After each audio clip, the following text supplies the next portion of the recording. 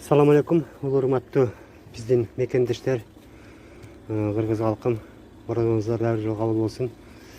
Мынакей бүгүн 8 май, дагы орлуу кишилерге келдик биз. Новогиреядан, метро Новогирея тарапта жашайт экен.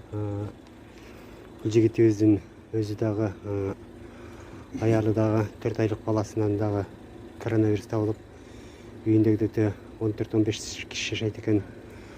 Ошолго дагы сиздердин жардамыңыздар менен мынакей келдик. Ошо бул жигит дагы сиздерге анча айта турган сөзүн айтып кетсин. Рахмат, туугандарым, орозуңуздар кабыл болсун. Тилейм бардыңыздарга жакшы тилек каалайм. Эч оорубаңыздар. Өзүгө эмне жакшылык кааласак, бардыгыбызга ошол жакшылыктарды каалайм. Ошол Жет область уюмуна дагы аябай жакшы чоң рахмат.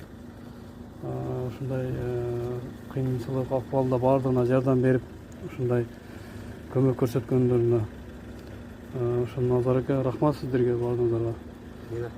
Алла Таала ыраазы болсун байкелер.